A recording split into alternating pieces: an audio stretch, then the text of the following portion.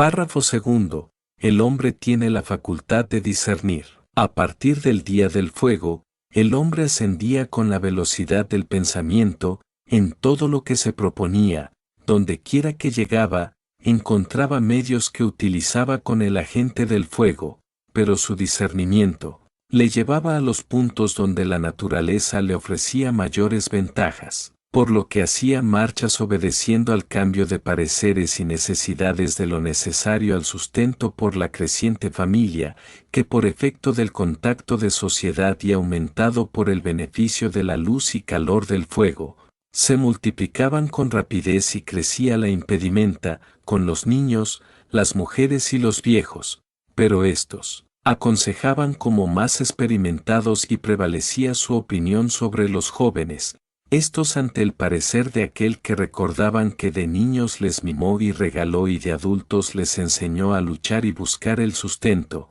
tenían fe en él, y las madres, que les mostraban a sus hijuelos, una miniatura de ellos y con los atractivos de su sexo, infundíales valor y decisión y marchaban los jóvenes a preparar otra morada donde hubiese más comodidad y más abundancia. Esto significaba la fundación de una ley y con ella una autoridad, con la autoridad, la disciplina, el respeto y como consecuencia, la ayuda mutua, de esta, el amor de familia, y de todos esos atributos, nació la adoración del mejor consejero de la tribu, hasta llegar al culto. Ya tenemos formada la primera religión, que se desarrollará con el conocimiento mayor, pero en estos fundadores de la primera religión y de la primera ley disciplinaria, no había conocimiento aún de las leyes que hoy dominamos y no podían salir de su órbita, que era la familia, la tribu cuando más y en ella,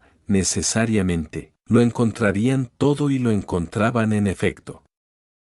Su Dios, pues, era el amor de los suyos, su sacerdote y su juez, era el más experimentado anciano, que cuando caía inerte, lo seguían adorando y guardaban sus consejos que repetía y aumentaba el sucedáneo, con la experiencia que adquiría de los sucesos en que había tomado parte y posteriormente, en las continuadas emigraciones.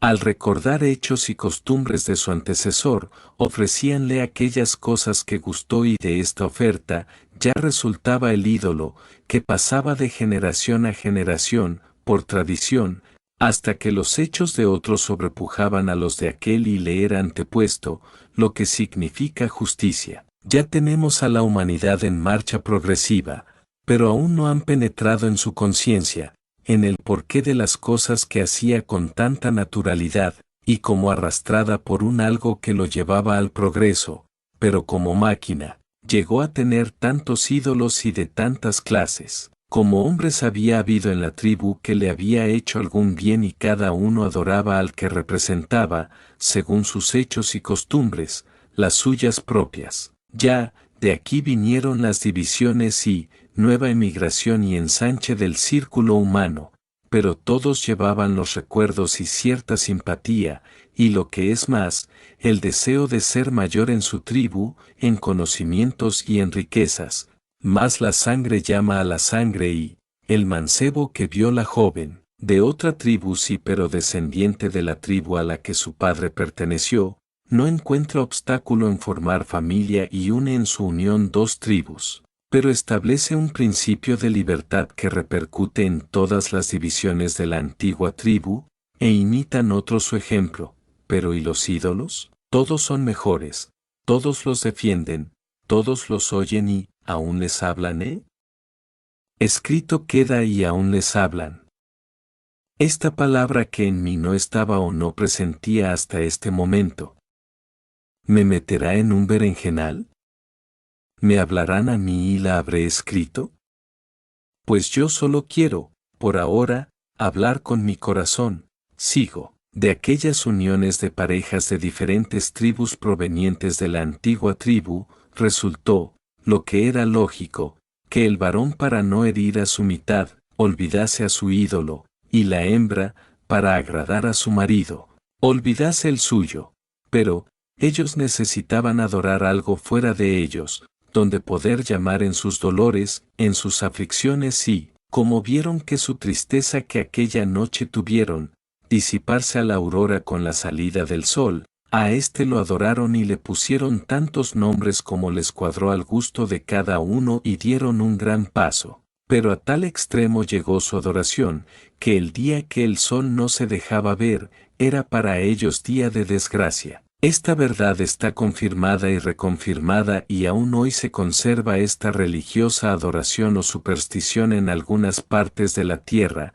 quizás como testigo y prueba de este estudio, y es de ver, la reverencia con que se inclinan ante la madeja dorada de la cabellera del astro rey de nuestro sistema y los cantos, peticiones y ofrendas que se le hacen y encargan de su culto a los hombres más perspicaces, los que le han atribuido al Sol, como grandes hijos, a Júpiter, Venus, Saturno, etcétera, etcétera. Y es el caso, que hoy vemos que han estado muy acertados, porque algo nos indica la ciencia astronómica, pero de esto, lo que sea, el resultado es, que todas aquellas tribus, por este solo hecho de tener al Sol como su Dios, se unieron bajo una misma fe y formaron y forman aún grandes pueblos bajo una religión, que otras modernas religiones han llamado pagana. En este punto se me rompe la cabeza, porque, ¿cómo pudo idearse tantos nombres, que en nuestro pujante progreso no somos dueños de siquiera cambiar esos nombres, que los recordamos con cada día de nuestra semana? Esto me anima en mi intrincado estudio, este indica algo grande ya, pero es un grano de camino en comparación con lo que presiente ahora, mi alma. Ya tengo otro enigma, pero lo más extraño es, que racionalmente, ni científicamente, no podemos desmentir todas estas cosas, ni aún entender ni palabra sobre ellas. A lo más, sacamos alguna consecuencia lógica y es mucho sacar, porque nos pone en buen camino y, esto es más tremendo, estas consecuencias no son capaces de desmentirlas las teologías, ni las filosofías razonadas, ni aún la avanzada filología, y en cambio nos lo viene a afirmar que existen esos hijos del Sol, o dependientes por lo menos. La astronomía, con sus poderosos, pero aún miopes aparatos y telescopios, que nos llevan a verlos, a lo menos en su estructura. Esto es grande, muy grande. Pero, no puedo creer y no creo, que este sea el Dios que busco, pero sí creo y aseguro que es una manifestación de su grandeza y que lo ha revelado él mismo para unirnos por amor, porque él no puede ser sino amor. Pero sigamos.